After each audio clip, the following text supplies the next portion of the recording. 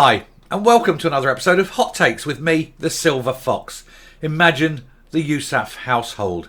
The coffee is getting cold, the toast uneaten, marmalade dripping from the knife held in mid-air as Humza Yousaf looks at the latest poll results and freezes in abject horror. He is the newly elected head of a party that is faltering, failing and collapsing in front of his eyes. And now the new poll results are out, and it shows that if there was an election tomorrow, Labour would be the party in power. They would form the government. How far has he fallen in less than a month? It is wonderful news. Here we have the first, for a while, because we have had other polls, but this is the first All Scotland poll. The other polls that have come up in recent days have just been UK national polls that have then presented the Scotland-centric data. This is an actual Scotland poll, and it does make for some very, I would say, uncomfortable, but possibly horrific reading for those at the top of the SNP, who now realise what a liability Humza Yousaf has become and how damaging all these revelations being released truly are. Let's look at this article and see just how bad it is for the SNP. So here we are. Labour pull ahead of SNP on the regional list vote according to a new poll. Now this poll is the first of the all Scottish ones for a while. There's been other polls released in the last sort of few days or a week or so. There have been UK-wide polls, and then they've presented the Scotland data as a separate table kind of thing. But this is the first sort of Scotland-centric poll. And it's saying that the survey for Redfield and Wilton Strategies found that 27% of voters would back Anna Sarwar's party on the list at the next Scottish Parliament election, 2 points clear of the SNP on 25 points. Labour has gained 3 points in the last month, and the SNP has dropped 5 points. And where do you think the other 2 points that the SNP has dropped? You've had an 8% swing from SNP to Labour, but that doesn't account for all of the drop. What else has happened? Well, 3% of that 5%, 3% has gone to Labour, 2% has gone to Alba. It's enough, I think, just enough that that they could get a seat. You could have Alex Salmon back in Parliament. Anyway, there's the details. We'll talk about them in a moment. The shock poll figures come after a tumultuous few weeks for Humza Yousaf's party, with former Chief Executive Peter Murrell and Treasurer Colin Beattie both being arrested in connection with the Police Scotland probe into the party's finances and funding. The poll also shows the Tories in third place on 19%, and that's not far behind SNP territory. Whodathunkit? I mean, that must be that's the big worry. I think less so Labour being ahead for Humza Yousaf. The fact that the Tories are snapping at his heels. It doesn't take much, and the Tories could actually be bigger than the SNP. And who'd have thought that? Seriously. The polls also show the Tories on third place in 19%. As I said, the Greens on 13%, the Lib Dems on 10%, while Alba are on 2%.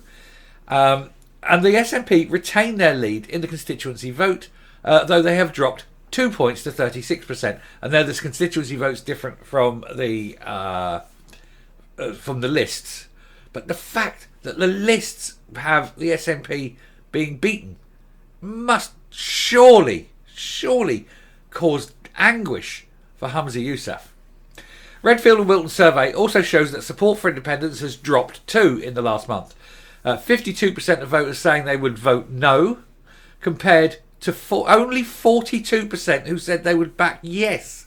So only 42%. Obviously the difference being made up by the don't knows, but only 42% saying they would vote for yes.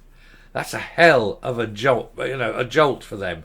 When your whole raison d'etre, your whole purpose in life is to give independence, and you're getting worse. You're getting fewer and fewer people willing to back it.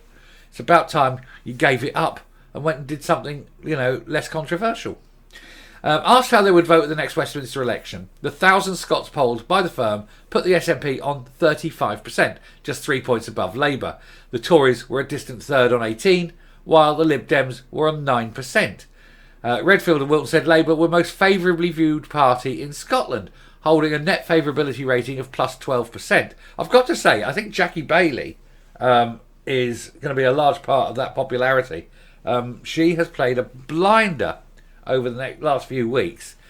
She's the one who's been been the attack dog, as it were. Anna Sowar has hardly said anything to anyone.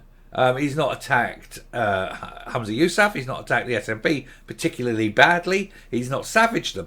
Meanwhile, Jackie Baillie has gone in, claws out, teeth bared, and has ripped them a new corn shoot. And it's been fantastic to watch. She doesn't take prisoners. And she's not the only one. I've got to say, even the Tories, Craig Hoy and that, he's gone in as well. I mean, everyone's piled on them. And the only person who hasn't is Anna Sowar. And we have to wonder why that is. But anyway, the SNP has lost 7 points in net favourability from their previous poll and now holds a negative rating of minus 4% favourability. So who'd have thought that? Labour plus 12, SNP minus 4. And there's a long way to go yet. There's a lot more things to come out. And there's a lot more damage that can be done by the SNP. So they know this. They know that they need to get their act in gear. But they haven't got much of an act. And they haven't got many gears left. When asked who would be a better Prime Minister between Rishi Sunak and Keir Starmer, 41% of voters say the Labour leader, while 27% say the Prime Minister. Well, that's not surprising. Even though he's an oily, slug, Keir Starmer hasn't built up, hasn't done any particular damage yet. Given power, he undoubtedly will. Whereas Rishi Sunak has. Nobody likes him. He's not even liked within his own party, to be fair. No, Mr. Yousaf's latest net approval rating is minus 17, down 10 points from last month. So he's gone from minus 7 approval to minus 17 approval in 4 weeks. That's because people have looked at him, looked at his record, and looked at the awful things he's done, and at his inability to do his job. And the longer he stays there, the worse it is going to get. Around 22% of voters approve of his job performance. Poor delusioned fools. While 39% disapprove. That disapproval figure is up 9 points, and around 30% they neither approve nor disapprove. Among other party leaders in the Scottish Parliament, the Conservative leader Douglas Ross holds a net approval rating of minus 21. Again, it's not surprising. Down 1 point from last month. The Scottish Labour leader Anna Sowar sees a 7-point decrease in his approval rating, though he is the only party chief with a positive approval rating standing at 3%. That's because he hasn't done or said anything. He lets the likes of Jackie Baillie do it, and he just stands back. So he hasn't annoyed anyone. I think that's mostly what it'll be, which is the correct procedure, really. However, Scottish voters believe Humza Yousaf would be a better First Minister for Scotland than either Douglas Ross or Anna Sowar. Even though he's the worst leader you've had for ages, and he's getting worse every day, you would still have him over any of the others. What are these people thinking? What on earth? When something is bad, you change it. You don't continue in the hope it gets better. It's no wonder Scotland's in the state it is. You get all these SNP people, wild-eyed loons, keep voting for the same thing. It is turkeys voting for Christmas. Scottish Labour Deputy Leader Jackie Baillie welcomed the new poll. She said, "What this poll shows is that the political tide is turned in Scotland, with Labour on the rise. With the SNP imploding under the pressure of internal fighting and sleaze, it is little surprise that the Scottish people are looking to Scottish Labour to boot out the SNP and the Tories and deliver the change Scotland needs. At the next election, the choice will be clear. More division and a decline with the SNP and Tories, or a fresh start with Labour. Only Labour can kick the Tories out of Downing Street and tackle the cost of living crisis and deliver the change we need. It's time for a fresh start and a clean slate for Scotland, with Anna Sowar and Scottish Labour." No, Labour would be just as bad. The Tories would be just as bad, if not worse. The SNP are going to be worse. There is no one you can vote for that will help you, but at least vote for someone different. If you're going to go through hell, at least go through a different hell. Because if nothing else, it'll be exciting and it'll make a change. But they're none of them very good. And that's the trouble. There's no talent left in politics. Anyway, I shall round off and come up. How can Humza Yousaf sit there and look and see that his approval rating has fallen 10 points in a month and have any kind of hope that he is the right man for the job? He's clearly not. I mean, it doesn't mean he's not going to have the job, but he's just not the right man. And no one in Scotland wants independence anymore. 42%. All right, yes, obviously they do, 42%. But it's just even further from happening than it has been for such a long time. The SNP are too busy infighting and bickering to run the country. They're too busy infighting and bickering to even push the very reason for their existence, independence. The people of Scotland overwhelmingly don't want independence, and yet they keep pushing this. And they base every other law, every other thing they do has got to be seen through the lens of independence, which means that no particular laws are made, no particular way of running the country efficiently can be done when you're trying to do everything possible to push the independence at every single point, and yet it's what people particularly don't want. You can't do it. You can't produce a good law to cover one area when you've got to intermingle it with pushing a separate agenda every single time. How can you create a law that does one thing when it's got to have part of it focused on another thing?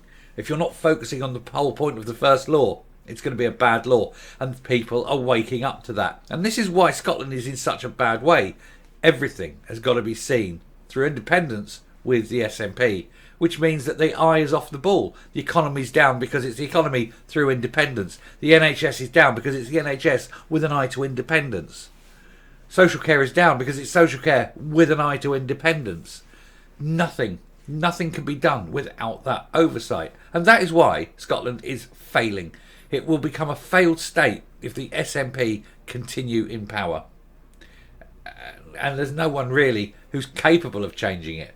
But I think Labour are the only ones who can possibly do it, because they will have the power base. They will have the strength that they can actually take over and run the country. And at least, even though they've got a pretty bad set of policies themselves, at least they are dedicated policies. They're not policies tainted and intermingled with an agenda.